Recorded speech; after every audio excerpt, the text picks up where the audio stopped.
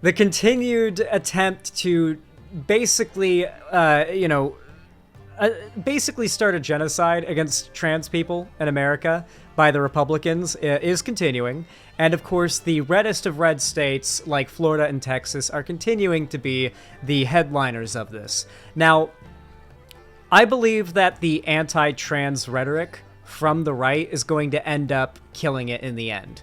The right, as I've said in many videos before, really depends on the perception that they are the underdog, having their rights and their freedoms taken away from them, when they're fully and evidently in power in imposing their will on others. That typically gives the vibe to people that don't like that. Like the right was able to skate by on the idea that the left was the one pushing on people's freedoms for a long time.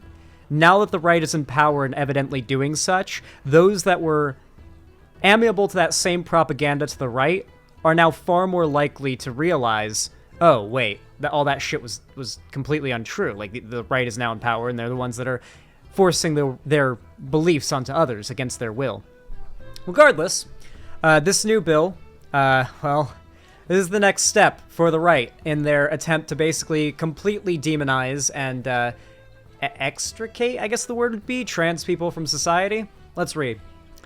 A new Texas bill wants to classify drag as a sexually oriented business. A new bill filed this week in the Texas House of Representatives aims to put new restrictions on public drag performances, but its broad language has far-reaching implications for transgender people across the state. HB 643, introduced by Republican Representative Jared Pattinson, remember that guy's name, and find out his address for me. No particular reason. I'm just kidding. Would expand the state's definition of a sexually oriented business, quote unquote, to include any venue that serves alcohol and hosts a drag performance. In turn, a drag performance is when a performer exhibits a gender identity that is different from the performer's gender assigned at birth, using clothing, makeup, and/or other physical markers and signs, lip syncs, dances, or otherwise performs before an audience for entertainment. So yes, that definition certainly covers the basic concept of drag, but it would also seem to apply to any trans person who performs in a liquor-licensed venue. In order to host musical acts, sports teams, theatrical performances, especially Shakespeare, pro wrestling, or any other type of show including a trans person, for an audience of 2 or more individuals, quote-unquote, such business would agree to be classified as a sexually oriented business, and to be regulated as such. Under Texas law, that comes with restrictions like an additional fee of $5 per customer admitted, to be paid quarterly to the state, and a total ban on attendance by anyone under the age of 18, ever, a violation of which is a Class A misdemeanor. Pattinson, whose past brilliant ideas include banning all minors from social media, is also one of the lawmakers pushing Texas Republicans' anti-LGBTQ book banning agenda. In March, he authored a letter signed by 26 other Republicans asking all school districts to pledge not to buy books from distributors who sell books with LGBTQ+ themes. Like Maya Kobabe's genderqueer memoir, which he labeled as obscene and pornographic. He then pressured the Frisco Independent School District specifically to remove 28 such books from its libraries, of which 5 have now been removed. Pattinson filed to appeal the remaining 23 in October, including George M. Johnson's All Boys Aren't Blue, which has become a focal point of his crusade. Rep. Pattinson and his co-signers are not protecting students from obscene and explicit content, said the National Coalition Against Censorship in a statement rebuking when the right has the National Coalition Against Censorship fighting against them, you know how much they actually care about free speech. They are censoring books and denying students the well-rounded education that is essential to preserving a healthy democracy. Just as books aren't about protection at all, HB 643 isn't about safeguarding kids from inappropriate or sexual content, but rather a chilling restriction on trans people's freedoms to exist and work freely. Much like other Republican anti-trans legislation, the bill's language seems to be intentionally vague, to provide for as much leeway in its enforcement as possible. It's just one more salvo in Texas Governor Greg Abbott's war on trans people and their families, as Republicans attempt to stifle gender-diverse expression in any way they possibly can. So, basically what they're trying to do is make it so is that if you want... The way that this law will be applied is such as that, let's say, for example, you are a restaurant, right? You're a restaurant, and sure, you sell a little bit of liquor at the restaurant, but it's a family restaurant, right? It's not a bar or an obscene place. It's just like you can go there, get some food, and like if you're a kid, your parents can get a beer or like a glass of wine or something there as well, right? And they have live performance, like a live band.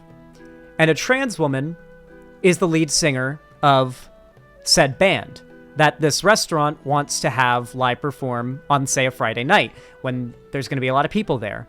For that to happen now under Texas law, if this bill were to be passed, said restaurant would have to basically register as a sex-oriented business and would essentially have to ban all minors and would have to fall into a bunch of other, like, negative stereotypes that go along with sex-oriented businesses, right?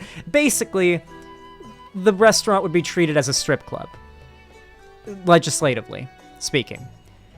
While this may sound like a hyper-specific example of anti-trans legislation, like how many trans people are going to be affected by this, besides drag queens, of course, doesn't really matter.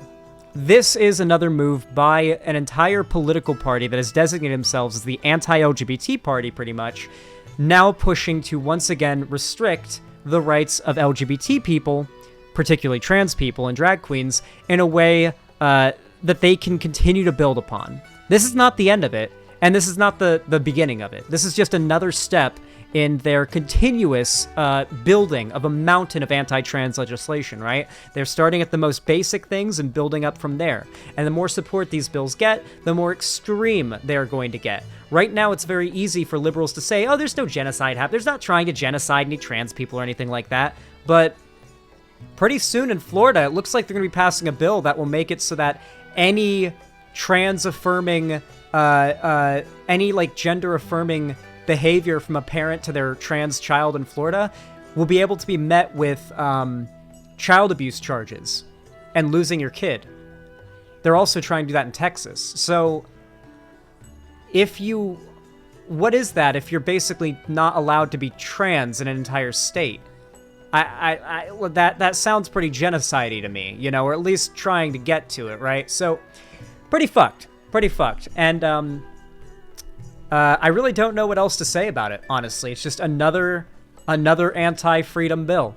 The Republicans, once again, engaging in more anti-freedom, anti-democratic, anti-American behavior. These bills go against the very fundamental concepts of what America stands for. The Republicans are simply anti-American fascists. There isn't much more to say about it. Anyway, if you enjoyed this segment somehow, consider dropping a like, subscribe, ring the bell icon, turn on notifications, follow my social media link down below, subscribe, donate your gift to sub on my website, xanderhall.com/live, or support me through YouTube, Twitch, Streamlabs, Stream Elements, or Patreon. And also, if you want to support me through any other means, you can also drop a like and comment down below. It is always very much appreciated. Thank you so much for watching, and as always, have a good one.